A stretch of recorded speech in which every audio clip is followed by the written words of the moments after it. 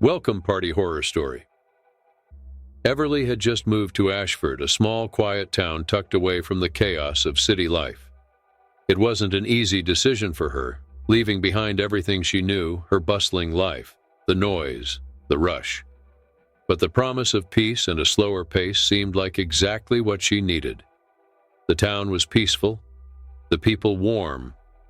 Everything about it felt calm, welcoming, like a gentle embrace after years of tension. At first, everything was perfect. The soft chirping of crickets at night, the steady hum of the wind brushing through the trees, it was everything she had dreamed of.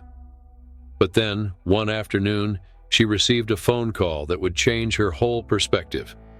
The voice on the other end was warm, welcoming, almost too welcoming. "Hello, is this Everly?"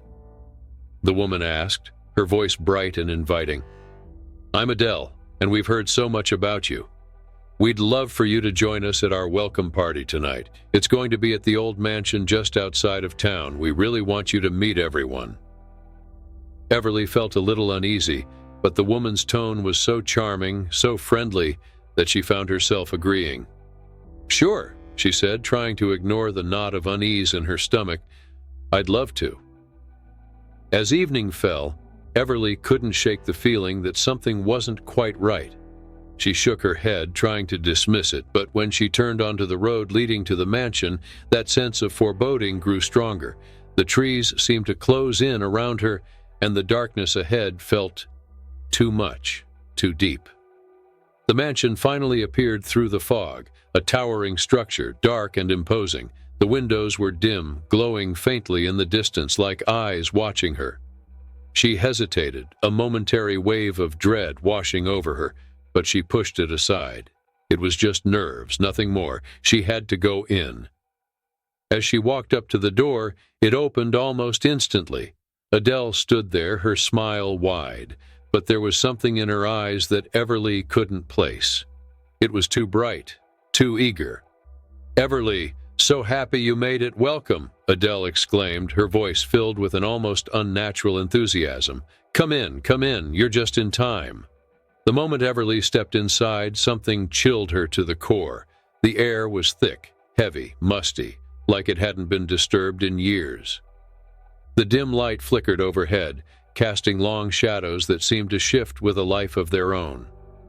She forced a smile, trying to shake off the sense that she didn't belong here. She had been invited, after all. She had nothing to worry about. The room was full of people, all well-dressed and talking in hushed tones. But the conversations felt hollow. There was a subtle tension in the air, a kind of heaviness that she couldn't explain. It felt like they were watching her. Not just noticing her presence, but really watching her, as though they were waiting for something. "Would you like a drink?" Adele asked, her voice a little too smooth. She handed Everly a glass of champagne, its contents shimmering in the dim light. Everly took a sip, the sweet taste immediately coating her tongue. It was too sweet, too sugary, too cloying. As she surveyed the room, the unsettling feeling grew. The conversations didn't sound genuine. The laughter was forced, almost mechanical. It echoed around her, bouncing off the walls like something that didn't belong. Every time someone looked her way, it felt like their gaze lingered just a bit too long. Her heart began to race, but she tried to ignore it. She didn't want to appear rude or anxious. This was just a party, right? It was supposed to be fun. She needed to relax. But no matter how hard she tried, she couldn't shake the feeling that something wasn't right. Then Adele appeared at her side again, this time with a woman who was dressed in a stunning red dress, her long dark hair falling in soft waves around her shoulders. Her eyes were sharp, almost piercing, and her smile, though polite, didn't reach her eyes. "Everly, this is Caroline," Adele said with a smile that didn't quite mask the tension in her voice. "Caroline's been a part of Ashford for a long time. She's one of our town's oldest residents." Caroline smiled, a smile that was as cold as ice. "It's lovely to finally meet you, Everly. I've heard so much about you." Everly forced a smile, but her throat tightened, the sensation of being watched growing stronger. It was like she was on display, like everyone here was just waiting for her to do something, waiting for her to slip up to show that she didn't belong. Then the room seemed to shift. The lights flickered and the air became thick, almost suffocating. The music in the background warped into a strange, distorted tune that made her skin crawl. "What's going on?" she whispered to herself, but her voice barely cut through the noise in her head. Adele's smile never faltered. "It's just the start of the real party, Everly," she said, her voice colder now, less friendly. "The best part is just about to begin." Before Everly could ask what she meant, the entire room seemed to change. The guests' faces, once polite and welcoming, now looked hungry, their smiles widened, stretching unnaturally. The laughter stopped. And then Caroline stepped forward, her smile now fully twisted into something predatory. "It's too late now," she whispered. "You're part of the party, Everly." Everly's heart thudded in her chest, panic clawing at her throat. She turned to flee, but her legs felt like lead. She tried to move, but it was as though the room itself was closing in on her. The door that she had come in through was gone, replaced by a wall that was now pressing in on her from all sides. She felt suffocated, trapped. The music stopped completely, and in the silence, the guests' eyes locked on her, their gazes now piercing and unblinking. "Please," Everly choked out, her voice trembling. "I need to go." But no one moved. No one even blinked. A shadow fell over her, and she turned to find a figure in black standing in front of her. His face was hidden in darkness, but his eyes gleamed with an unsettling coldness. "You were never meant to be here," he said, his voice low and menacing, the words crawling under her skin. The room seemed to close in on her, and she could feel her breath catching in her chest. She tried to scream, but no sound escaped her lips. The people around her, strangers, were no longer people. They were something else, something far darker. And she was no longer the guest, she was the prey. The world around her went black. When Everly woke up, the house was eerily quiet. The lights were dim, casting shadows across the walls. She tried to move, but felt a cold, heavy weight on her limbs. The guests were gone. The room was empty. The front door stood wide open, but she was frozen in place, unable to escape. A voice, soft yet unmistakable, echoed in the dark silence. "Welcome to Ashford, Everly." And that was the last thing she heard before the darkness claimed her, trapping her forever in a place she could never leave. The welcome party was just the beginning. This is the Welcome Party Horror Story number 2. The invitation arrived just a few days after I moved into the old building, the kind of building that had clearly seen better days, with peeling paint and windows that rattled every time the wind picked up. It was one of those places you wouldn't expect an invitation from, but the rent was affordable, and I was eager to settle in. The landlord was an odd, quiet man, never looked you in the eye, never stayed in one place too long. His words always felt rehearsed, too practiced, like he was hiding something, but I didn't think much of it. After all, it was just a place to live. Then came the note, simple, handwritten on fragile, cream-colored paper. "Welcome to the building. Join us for a get-together this evening. It'll be nice to meet you." The neighbors. It seemed harmless enough, so despite my growing unease about the building, I decided to go. I'd just finished unpacking, and what better way to meet people than a casual gathering? Maybe it would make the place feel less cold. I arrived a bit early, stepping inside the dim hallway. It was quieter than I expected. Too quiet. The lights above flickered sporadically. The smell of something old and musty lingered in the air, a smell that felt like it had been there long before I arrived. My feet dragged against the worn carpet, the silence almost oppressive. I paused in front of the door they had mentioned, a small note taped on it. I knocked. "Come in," came the soft voice from inside. It startled me, my hand halting mid-knock. I turned the handle and stepped into the room, but something about it didn't feel right from the moment I walked in. It was darker than I expected, the dim light making everything seem muted. There were a few people sitting around a round table in the middle of the room. 4 or 5, maybe more. Hard to tell. They all turned to me, and I froze, not sure what to do. I stood in the doorway, my heartbeat quickening. as the eyes of the group seemed to scan me all at once. Their smiles were too perfect, too wide, too still. "Ah, you must be the new neighbor." A woman's voice broke the silence, so sweet, almost too sweet. She stood up, her dark hair falling softly around her shoulders. "Come in. We've been expecting you." I tried to smile, but it felt strained, awkward. The air in the room felt thick, suffocating almost. I moved forward, hands clenched at my sides as I reached the table. There was a glass of wine waiting for me. I took it more out of politeness than anything else. The taste was sweet, but it had a sharp, bitter aftertaste that lingered too long on my tongue. "Thanks," I muttered, feeling my throat tighten. "Oh, you're welcome," the woman replied, her voice still far too smooth. "So, how are you liking the place?" "It's old, but it's full of character, don't you think?" I nodded, trying to swallow the unease in my chest. "Yeah, it's different." My words didn't sound convincing, not even to me. "Good," she said with a smile that was just a little too wide. "We're glad you've joined us, all of us. We've been waiting for you." The words hit me harder than I expected. Waiting for me? I blinked, unsure if I heard her right. "Waiting for me?" I echoed, my voice barely a whisper. Her smile grew, this time with a subtle darkness lurking behind it. "Yes, Raylan," she said, her voice low and deliberate. "We've been waiting for you." I felt my stomach drop. What did that mean? I took a step back, trying to compose myself, but the room seemed to close in. The people at the table, still silent, still watching me, weren't just looking. They were studying me. It felt like they were seeing something I didn't understand, something I couldn't see. My heart raced in my chest as I stumbled for something to say. I don't understand." Another man stood up from the table. He was taller, older, maybe in his 40s. He moved with a smooth confidence, and his eyes gleamed in a way that made my skin crawl. Reaching into his jacket, he pulled out a small, ornate key. Beautiful, intricate, and yet unnerving in its design. He held it out toward me, his fingers slow and deliberate as he extended it to me. "This is for you," he said, his voice like syrup, thick, slow, and almost too smooth. "A gift, a reminder of your place here."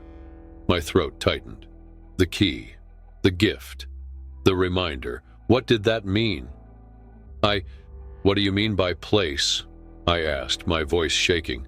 I wasn't sure if it was from fear or confusion, maybe both. The woman smiled again, that unnervingly perfect smile, and leaned a little closer. "You'll understand soon enough," she said, her tone dropping to something almost conspiratorial. "We're not like the others. We take care of each other here." Take care of each other? The words hung in the air, heavy and full of something I couldn't quite grasp. "Take care of each other," I repeated, my voice faltering. "What does that mean?" "You'll see," the man said, his gaze never leaving me. "Soon." I felt the walls of the room closing in around me. The air grew thicker, colder, and the weight of their eyes became almost unbearable. It felt like they weren't just looking at me anymore. They were waiting, watching, judging. I felt a rush of panic flooding my chest, my breath becoming shallow. I wasn't sure what they meant by all of this, but I didn't want to stay and find out.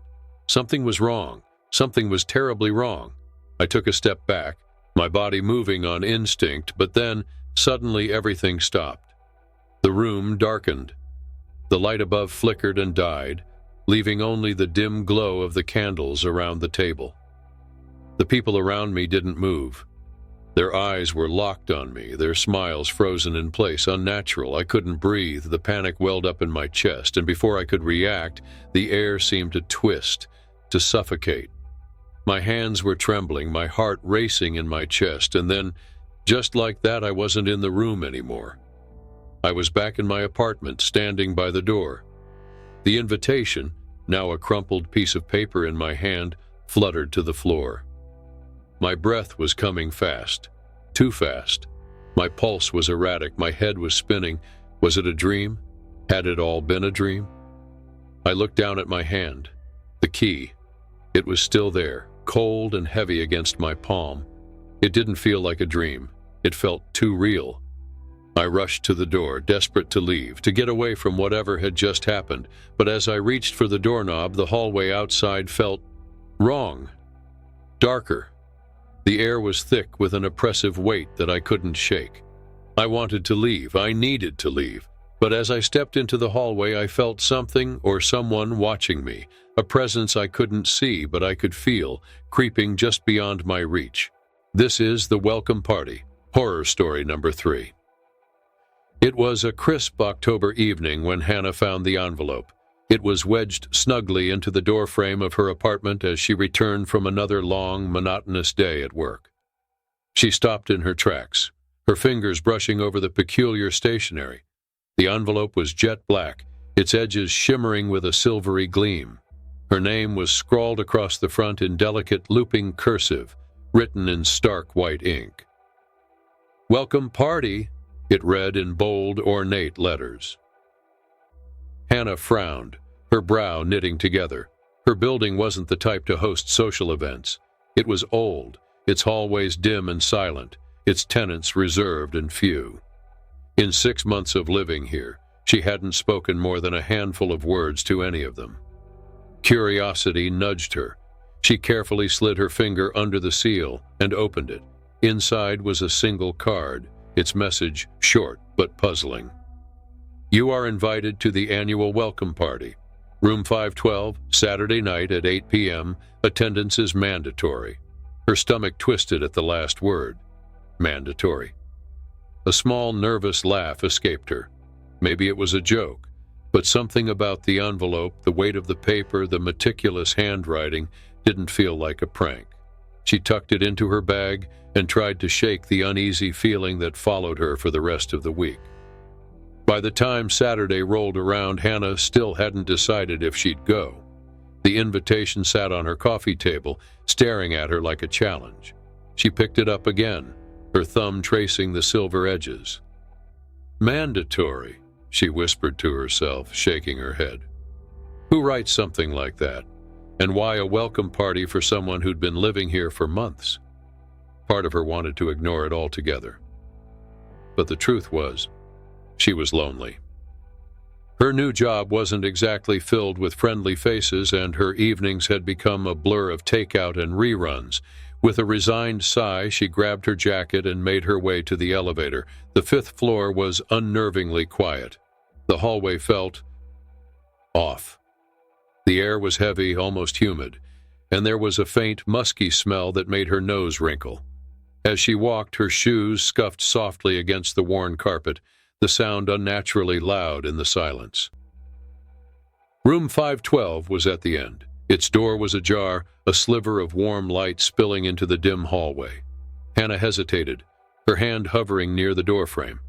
She glanced over her shoulder, half expecting someone to pop out of another apartment and reassure her this was all normal, but the hallway was empty. Taking a deep breath, she pushed the door open and stepped inside. The room was larger than she'd imagined, its decor oddly out of place. Dark wooden floors gleamed under the warm glow of antique lamps. The walls were covered in faded floral wallpaper, and the furniture looked like it belonged in a Victorian parlor.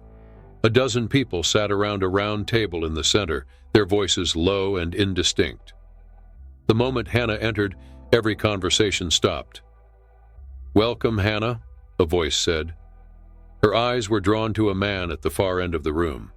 He was tall, his features sharp and refined. His suit was impeccably tailored, his pale skin almost luminous under the light. Hi," she managed, her voice catching. "I didn't catch your name." "I'm Victor," he said, inclining his head slightly. His voice was smooth, deliberate. "Please join us, we've been waiting." Hannah's stomach knotted. Every set of eyes in the room was fixed on her. Their gazes felt heavy, too heavy. She forced a polite smile and sat in the only empty chair.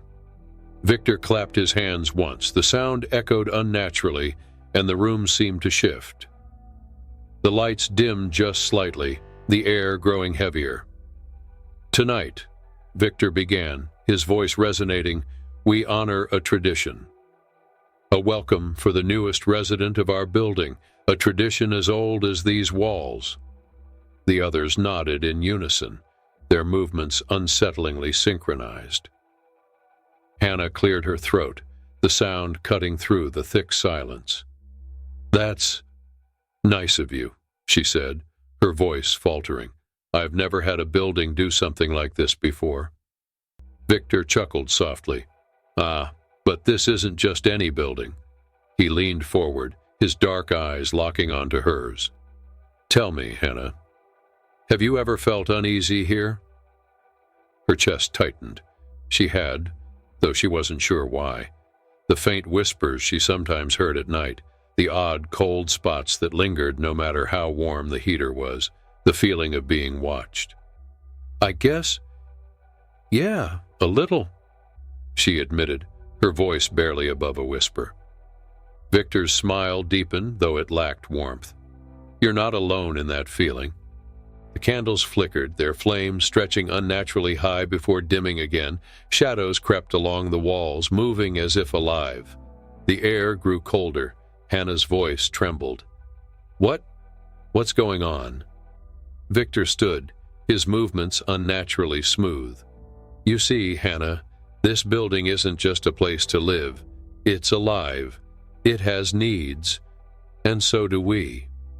Her heart pounded as the walls seemed to ripple, the wallpaper peeling to reveal cracked, moldy plaster.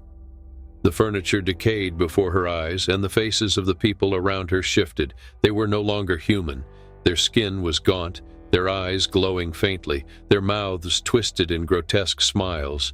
Panic surged through her veins. She bolted to her feet. I need to go," she stammered, backing toward the door. Victor tilted his head, his smile widening. "You can try," he said, his tone calm, almost amused. Hannah turned and ran. The hallway wasn't the same. It stretched endlessly, the doors blurring together, their numbers flickering like dying embers. "Help!" she screamed, her voice swallowed by the oppressive silence. Victor's voice echoed all around her. "You belong to the building now, Hannah. It won't let you leave." Her legs burned, but she refused to stop. Ahead, a door creaked open, spilling warm light into the dark corridor. Desperate, she lunged for it, slamming it shut behind her. She turned, her breath ragged. She was back in her apartment. For a moment, everything was still. Then came a knock. Hannah froze. The knock came again, louder this time. "Hannah!" Victor's voice called, calm and unyielding. "This isn't over."